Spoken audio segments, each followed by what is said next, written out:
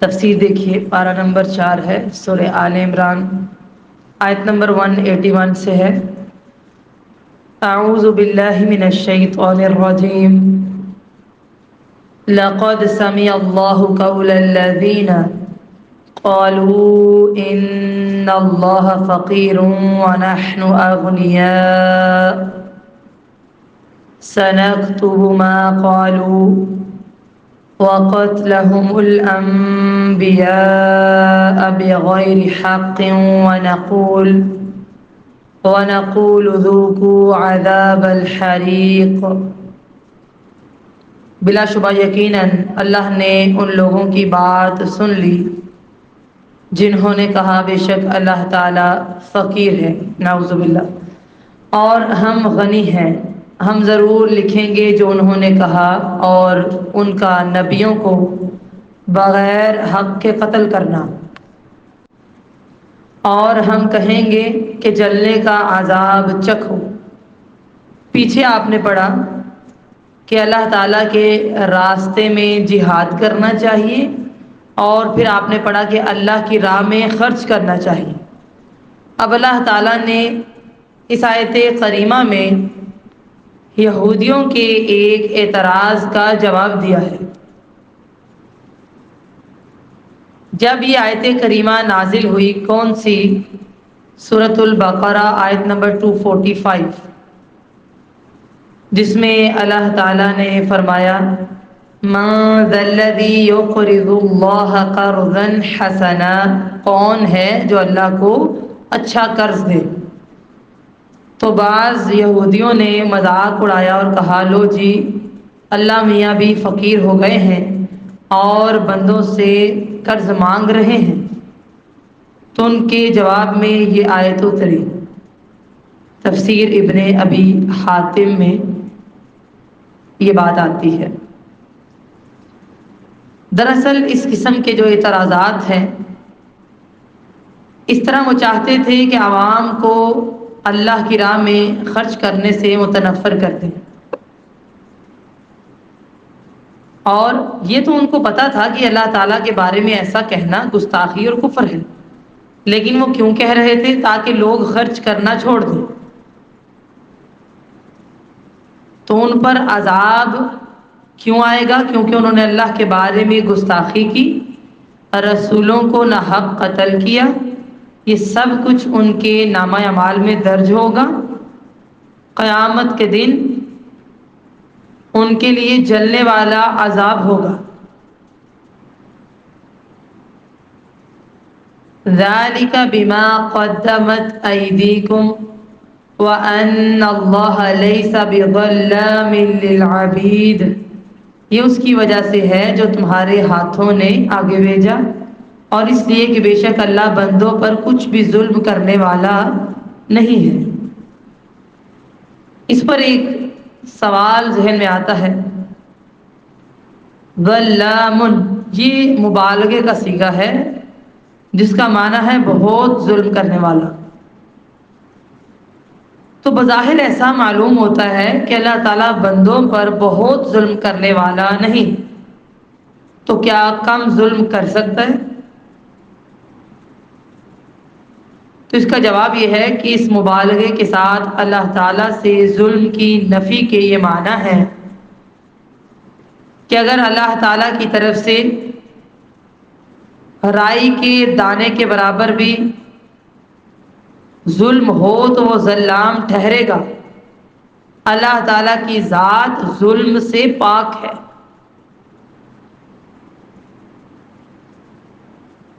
ٹھیک ہے؟ اور دوسرا جواب یہ ہے، بعض اوقات مبالغے کے صیغے پر نفی آئے تو اس سے مراد مبالغے کی نفی نہیں ہوتی، بلکہ نفی کے اندر مبالغہ ہوتا ہے کہ اللہ تعالیٰ بندوں پر کچھ بھی ظلم کرنے والا نہیں۔ سمجھ آ گئی؟ تو یہ اللہ تعالیٰ کا وصف ہے کہ اللہ تعالیٰ ظلم سے پاک ہے۔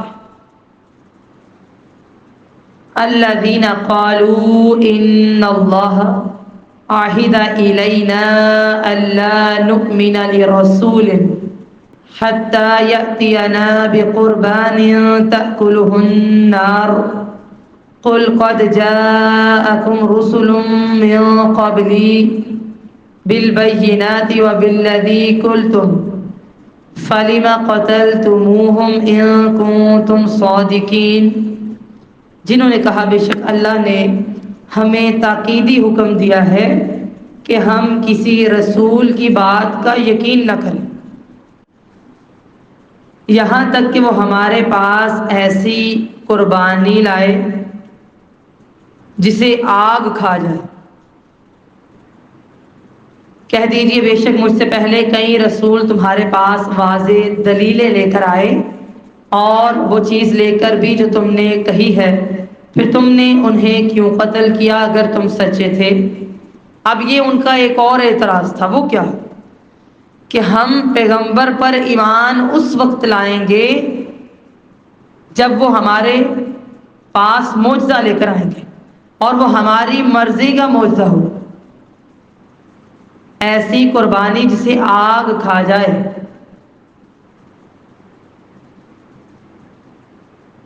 ٹھیک ہے، رسول نکرہ ہے جس سے معلوم ہوتا ہے تمام انبیاء کو نہیں بلکہ بعض کو یہ معجزہ عطا ہوا تھا کہ وہ قربانی اللہ کی راہ میں پیش کرتے اور اللہ سے دعا کرتے، آسمان سے آگ آتی اور اسے جلا دیتی۔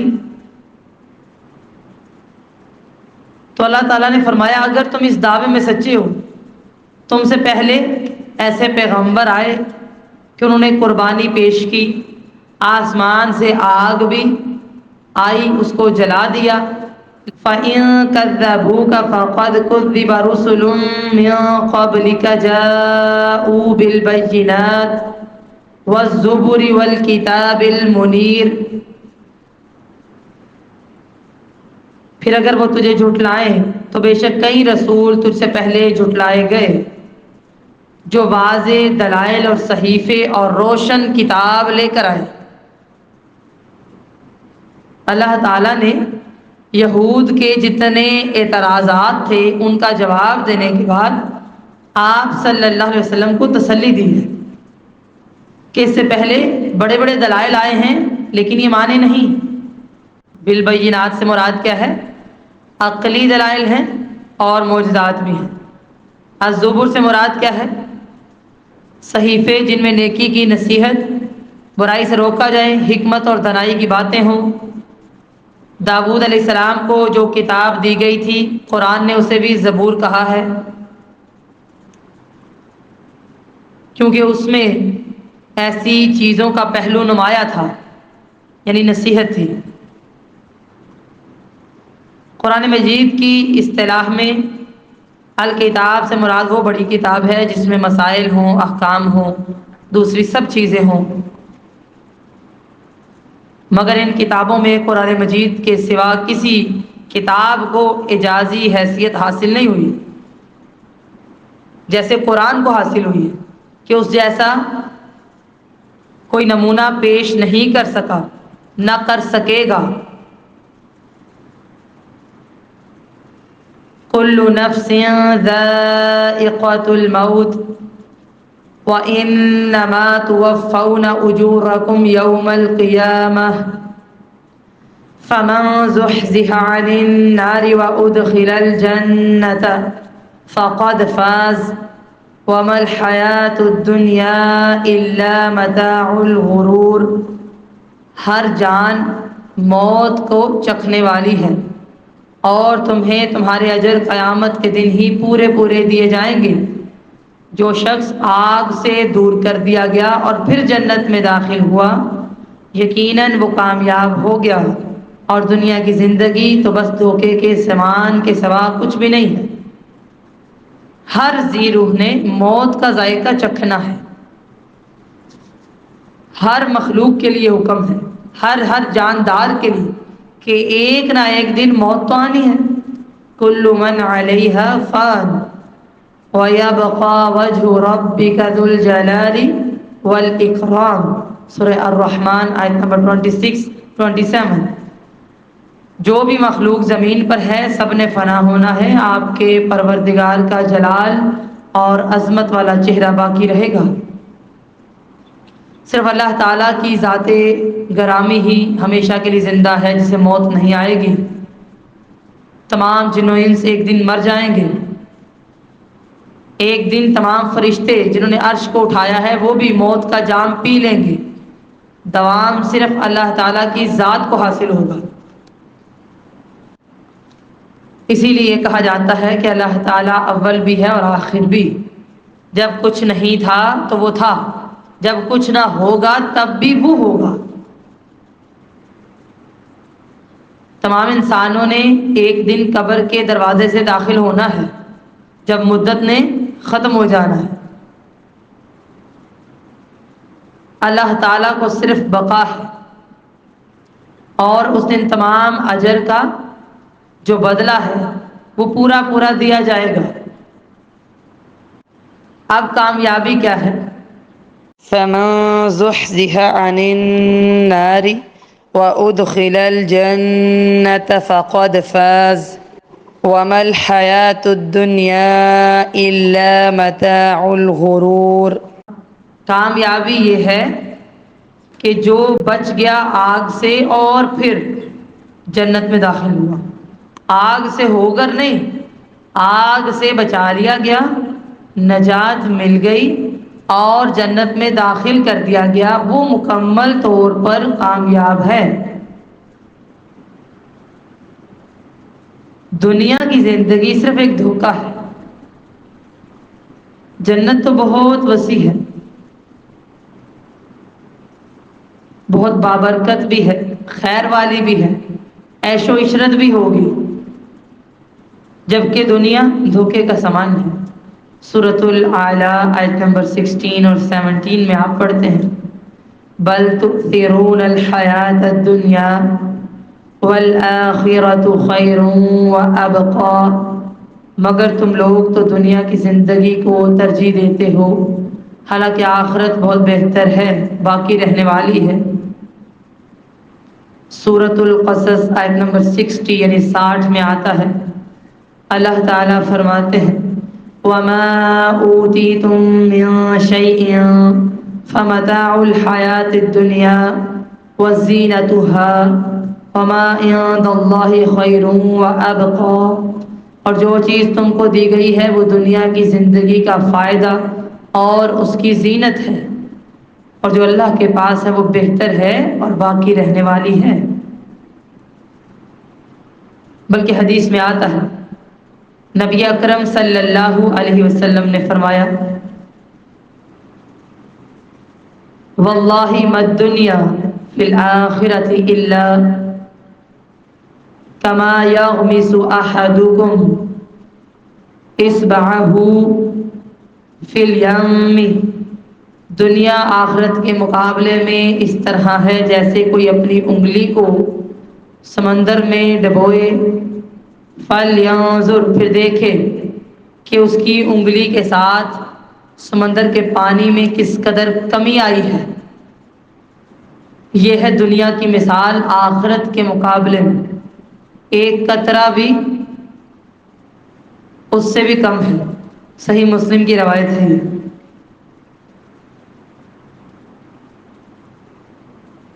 اور قریب ہے کہ یہ دنیا والوں سے ناراض ہو جائے،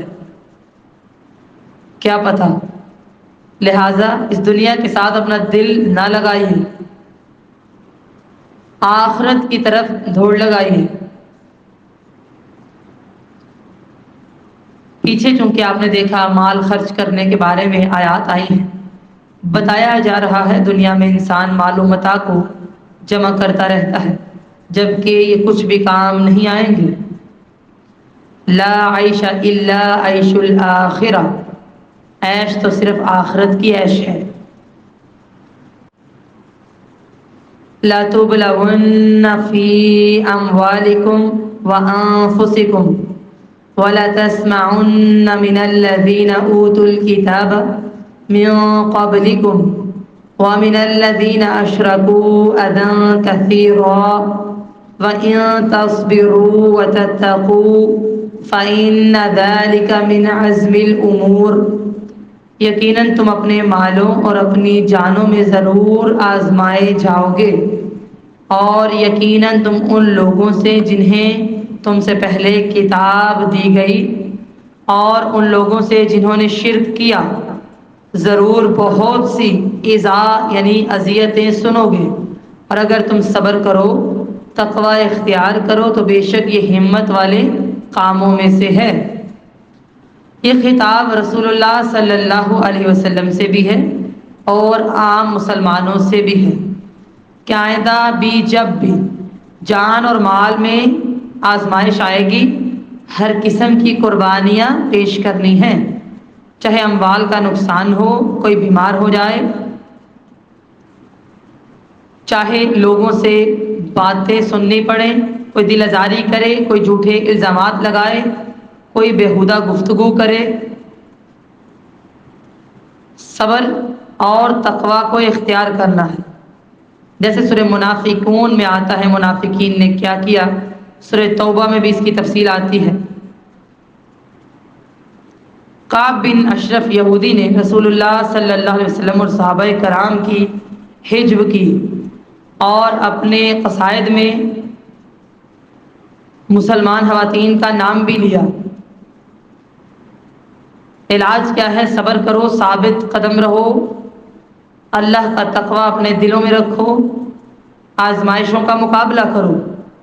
یہ نہایت ہمت حوصلے کا کام ہے، اس لیے آپ صلی اللہ علیہ وسلم اور صحابہ کرام ہمیشہ صبر سے کام لیتے رہے، حتیٰ کہ حالت جنگ میں بھی انہوں نے بد زبانی سے کام نہیں لیا، نہ عملاً کبھی زیادتی کی ہے۔ تو آزمائش تو ہوگی، مومن کی آزمائش لازم ہے۔ سورۃ البقرہ آیت نمبر 155 میں آپ پڑھ چکے ہیں، وَلَنَبْلُوَنَّكُمْ بِشَيْءٍ مِّنَ الْخَوْفِ وَالْجُوعِ وَنَقْصٍ مِّنَ الْأَمْوَالِ وَالْأَنفُسِ وَالثَّمَرَاتِ، اور ہم ضرور آزمائیں گے تمہیں۔ کس چیز سے جی؟ خوف سے، بھوک سے، مالوں کی کمی سے، جانوں کی کمی سے، رزق کی کمی سے۔ لہٰذا جو صبر کرنے والے ہیں ان کے لیے خوشخبری ہے۔ اس موضوع پر میں زیادہ روشنی نہیں ڈالوں گی، ایک لیکچر آپ کو مل جائے گا۔ اگر آپ نے مزید آیات لکھنی ہوئی آپ کو یوٹیوب پہ مل جائے گا، آزمائش تو ہوگی، ٹھیک ہے، وہاں سے آپ لکھ لیجئے گا اگر آپ نے لکھنا ہے۔ پتہ چلا کہ اللہ تعالیٰ نے آزمانا تو ضرور ہے اور پھر باتیں بھی سننا ہوں گی، لہٰذا صبر سے اور استقامت سے دین پر قائم رہنا ہے، اپنا راستہ نہیں بدل لینا، کیونکہ کفار تو یہی چاہتے ہیں نا کہ مسلمان اسلام سے پھر جائیں، اللہ کی رحمت سے مایوس ہو جائیں۔ سورۃ البقرہ آیت نمبر 109 میں آپ پیچھے پڑھ کر آئے ہیں، وَدَّ كَثِيرٌ مِّنْ أَهْلِ الْكِتَابِ لَوْ يَرُدُّونَكُم مِّن بَعْدِ إِيمَانِكُمْ كُفَّارًا حَسَدًا مِّنْ عِندِ أَنفُسِهِم مِّن بَعْدِ مَا تَبَيَّنَ لَهُمُ الْحَقُّ فَاعْفُوا وَاصْفَحُوا حَتَّىٰ يَأْتِيَ اللَّهُ بِأَمْرِهِ۔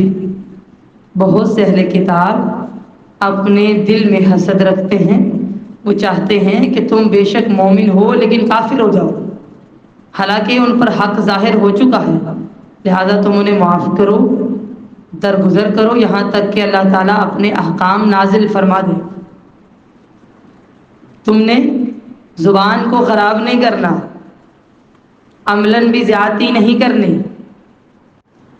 نبی اکرم صلی اللہ علیہ وسلم بھی اللہ تعالیٰ کے حکم کے مطابق معاف کر دیا کرتے تھے، حتیٰ کہ اللہ تعالیٰ نے ان کے بارے میں جہاد کا حکم نازل فرمایا۔ جب آپ صلی اللہ علیہ وسلم نے غزوہ بدر لڑا اور اللہ تعالیٰ نے بڑے بڑے جو سردار تھے ان کو میدان بدر میں واصل جہنم کیا،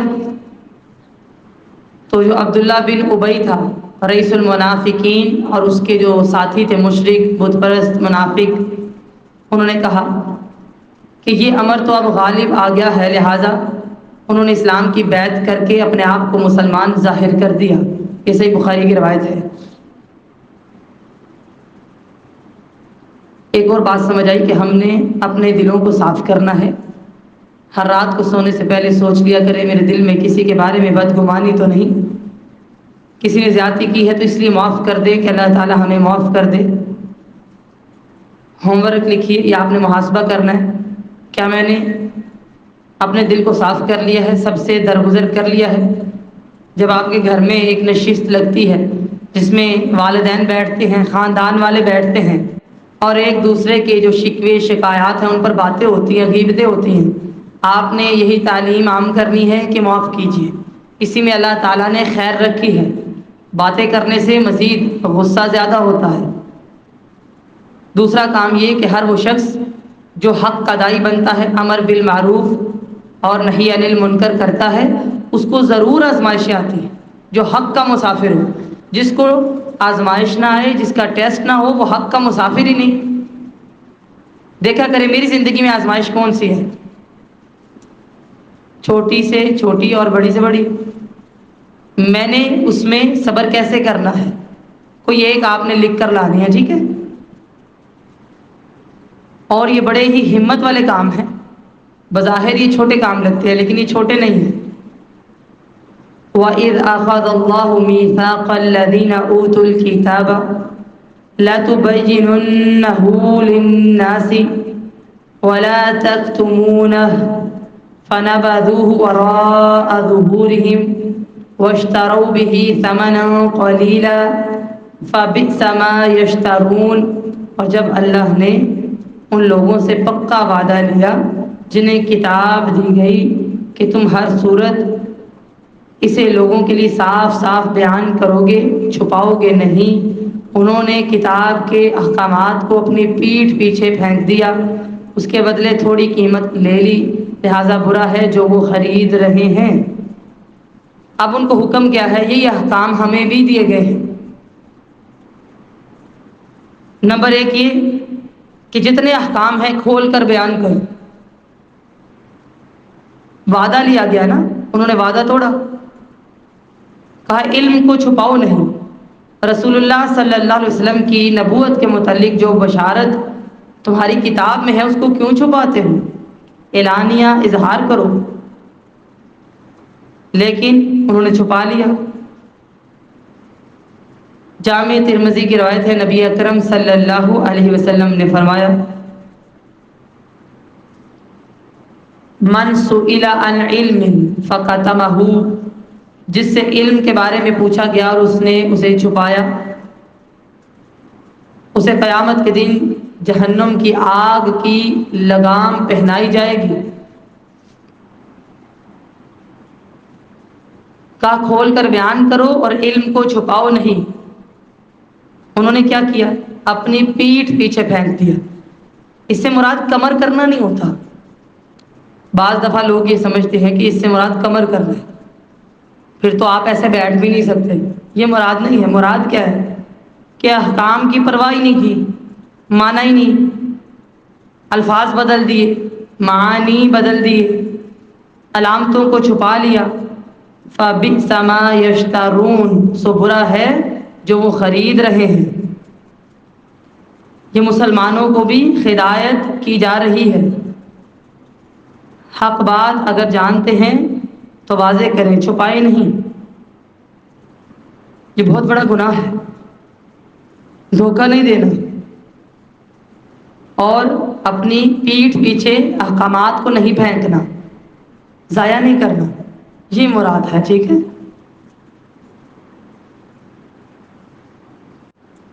لا تحسبن الذين يفرحون بما أتوا ويحبون أن يحمدوا بما لم يفعلوا فلا تحسبنهم بمفازة من العذاب ولهم عذاب أليم۔ ان لوگوں کو ہرگز خیال نہ کر جو ان کاموں پر خوش ہوتے ہیں جو انہوں نے کیے، اور پسند کرتے ہیں کہ ان کی تعریف ان کاموں پر کی جائے جو انہوں نے کیے ہی نہیں، پس تو انہیں عذاب سے بچ نکلنے میں کامیاب ہرگز خیال نہ کر اور ان کے لیے دردناک عذاب ہے۔ نمبر 1، کام کر کے اترانا،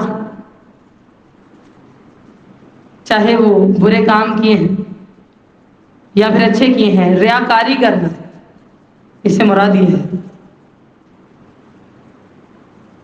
بعض دفعہ بعض کام کیے نہیں ہیں لیکن چاہتے یہ ہیں کہ کریڈٹ انہی کو مل جائے، تعریف انہی کی ہو جائے۔ صحیح مسلم میں آتا ہے، نبی اکرم صلی اللہ علیہ وسلم نے فرمایا، جس شخص نے جھوٹا دعویٰ کیا تاکہ اس کے ساتھ اپنے مال کو زیادہ کر لے تو اللہ اس کے مال کو اور بھی کم کرے گا، لم یزدہ اللہ الا قلہ، مال زیادہ نہیں ہوگا بلکہ کم ہو جائے گا۔ صحیح بخاری میں آتا ہے، رسول اللہ صلی اللہ علیہ وسلم نے فرمایا، جو شخص تکلف کے ساتھ ایسی چیز کا اظہار کرے جو اسے دی ہی نہیں گئی، وہ ایسے ہے جیسے کوئی 2 جھوٹے کپڑے پہننے والا ہو۔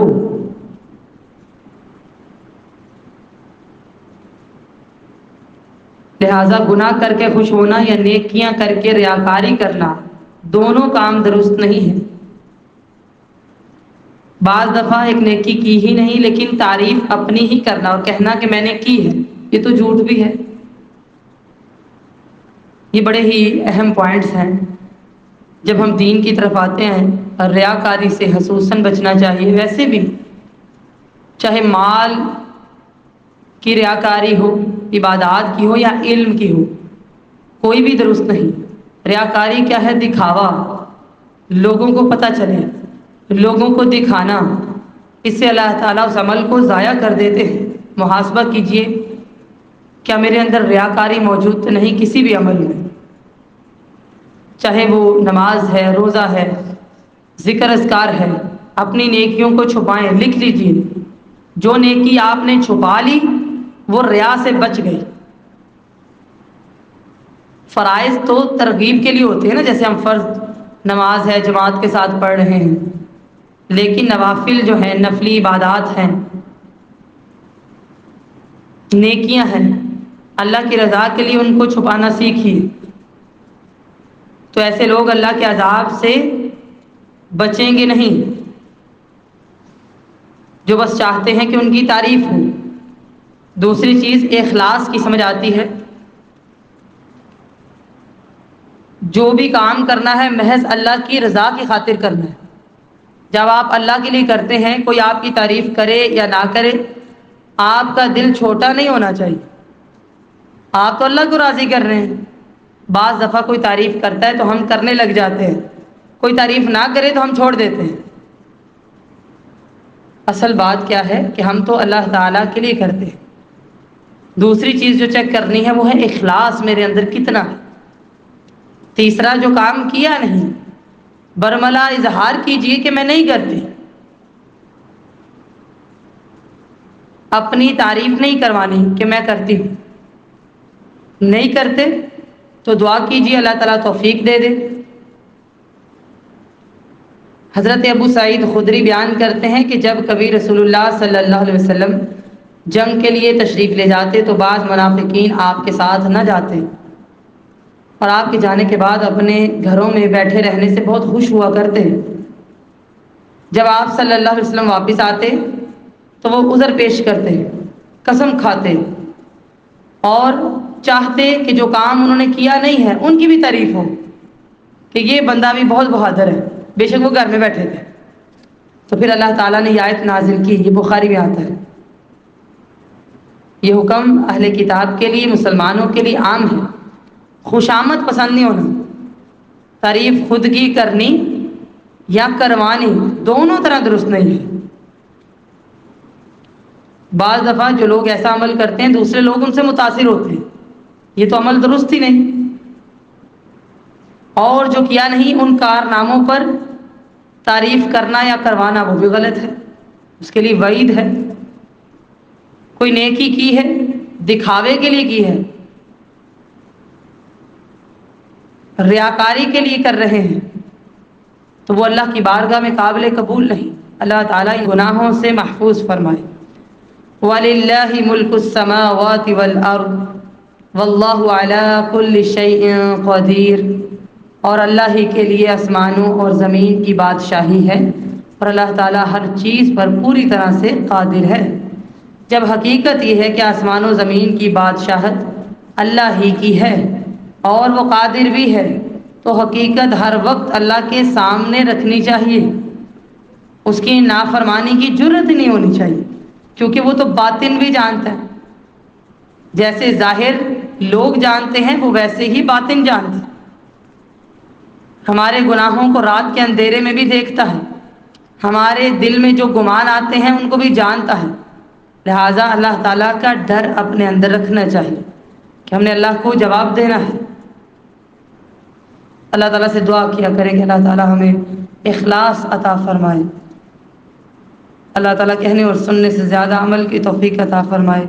سبحانک اللہم و بحمدک، نشہد ان لا الہ الا انت، نستغفرک و نتوب الیک۔